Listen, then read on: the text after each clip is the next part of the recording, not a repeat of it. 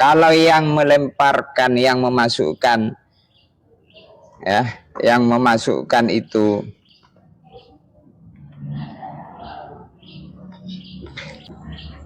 yang dimasukkan itu hewan hidup, hewan hidup. Berarti kan bukan bangkai, ya nggak apa-apa.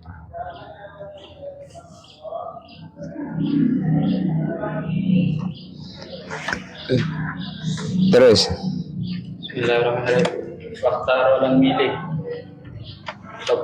Tidak apa-apa, maksudnya tidak menjadi najis. Wa taro katsiru min aimatina madhhab malikin annal ma'ah la yunajjisu mutlaqan illa bitaghayyur. Kebanyakan ulama dalam urusan air sedikit memilih pendapatnya Imam Malik.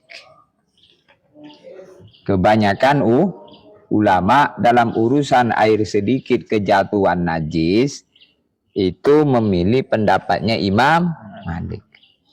Apa pendapat Imam Malik? Annal ma'a la yunajjisu mutlaqan illa bitaghayyur.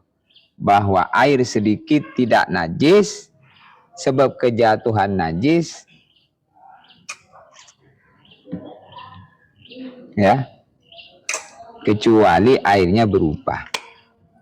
Mutlaqan ini baik air sedikit ataupun air banyak. Mutlaqan ay qalilan kana au katsiron.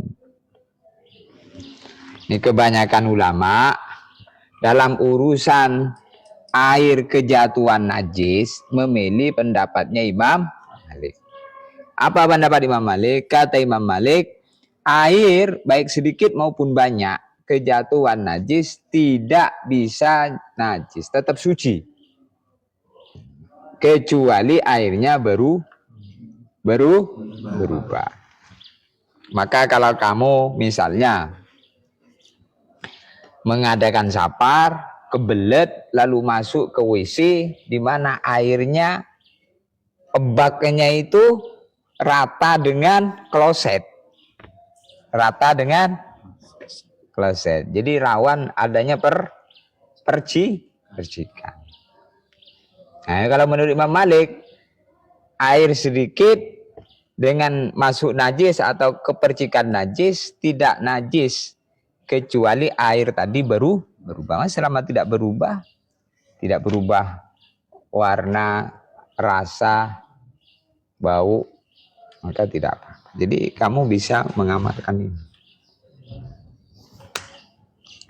Wa taro katsiruna min a'immatina madhhab malikin annal ma'a la yunajjisu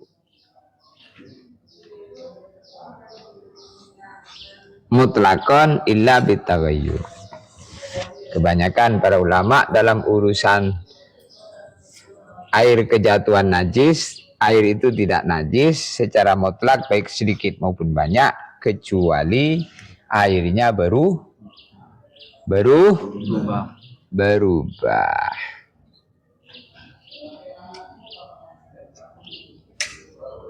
Ini perkara ikhtilaf, ya. Maka bisa taklid kepada Imam Malik dalam kondisi kepepet. Kalau kondisi longgar banyak air, jangan.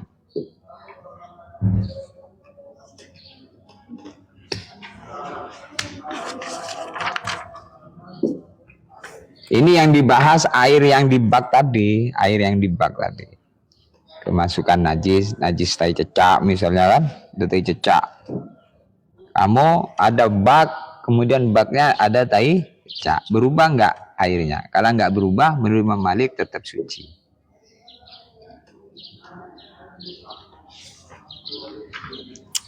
Paham, ya? Terus, wal jari karokibin. Hukum air yang mengalir sama seperti hukum air yang diam. Wa fil qadim la yunajjisu qaliluhu bila taghayyur. Wa huwa madhhabu Malik. Air sedikit tidak bisa menjadi najis kecuali dengan berubah. Wa huwa madhhabu Malik. Itu pendapat Imam Malik. Qala fil Majmu', Imam Nawawi mengatakan dalam kitab Majmu', sawa'un kanatin najasatu ma'i'atan au jamidatan, baik adanya najis itu adalah cair atau keras. Wal ma'ul qalil idza tanajjasa yadhuru bi bulughihi kullataini. Air sedikit bila mutanajjis, mutanajjis kejatuhan najis. Maka air sedikit tadi bisa suci dengan ditambah menjadi air banyak 2 kullah. Walau bima'in mutanajjis, walaupun dengan menjadi 2 kullah tadi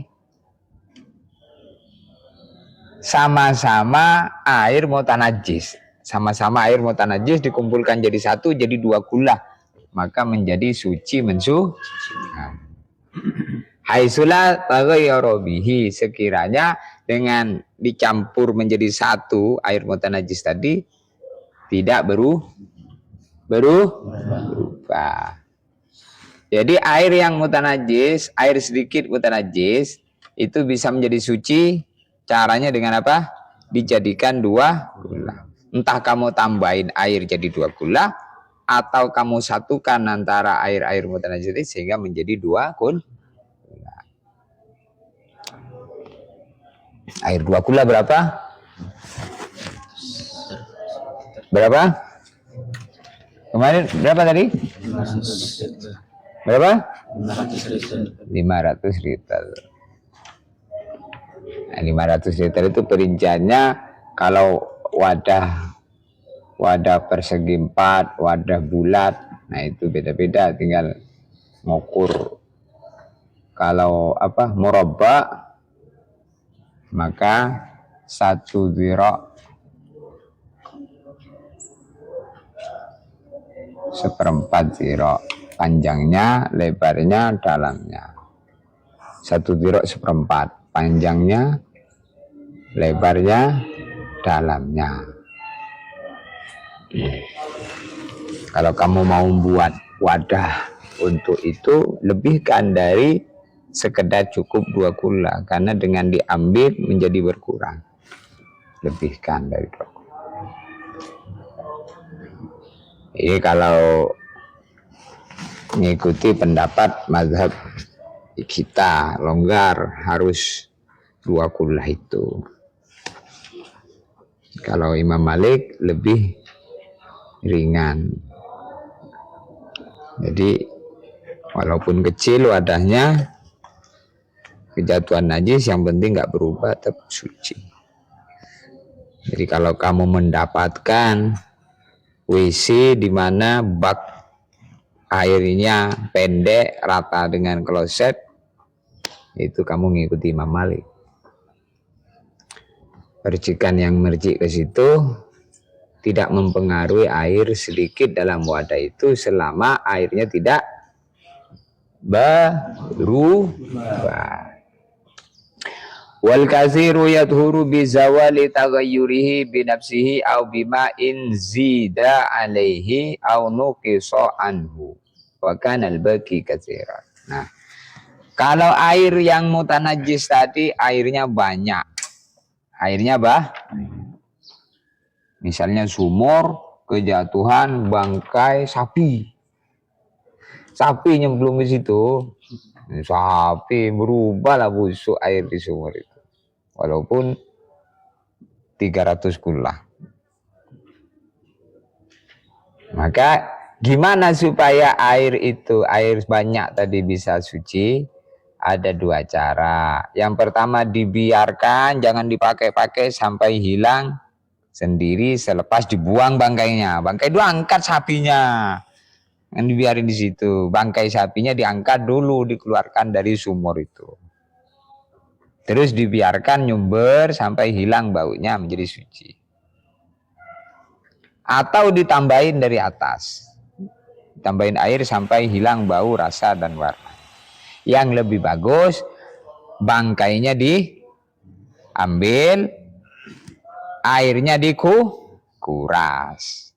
Terus dibiarkan ngisi lagi sumur itu. Paham enggak? Hah? Jadi kalau sumur kejatuhan kambing atau ayam nyemplung situ, 10 ekor ayamnya, wow, enggak ketahuan. Ketahuannya ketika tiba-tiba ngambil air dari sumur itu, ngapo bau ini air ini. Terus karena sumurnya dalam gelap, ditengok, ngapo banyak bangkai ayam sini ini. Nah, itu. Maka airnya najis karena air banyak kejatuhan bangkai berubah salah satu sifatnya maka najis. Nah, gimana cara mensucikan air banyak yang mutanajis? Ada 2 caranya, ada 3 caranya. Yang pertama, dengan hilang berubah dengan sendirinya perubahan itu, menjadi hilang bau, rasa, warna. Kemudian yang kedua, dengan ditambahin air dari atas. Kemudian yang ketiga, dengan dikurangi airnya, disedot sehingga hilang bau dan rasa dan warna. Tapi yang lebih bagus, yang lebih afdol itu setelah memang bangkainya diambil dulu, dikeluarkan dulu bangkainya dari sumur itu.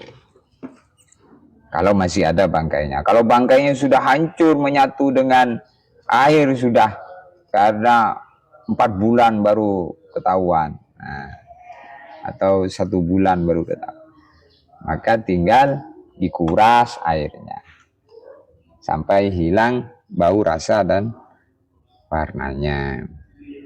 Atau ditambahin air dari atas sehingga menjadi banyak, sehingga menjadi hilang bau, rasa, dan warna. Atau dibiarkan dengan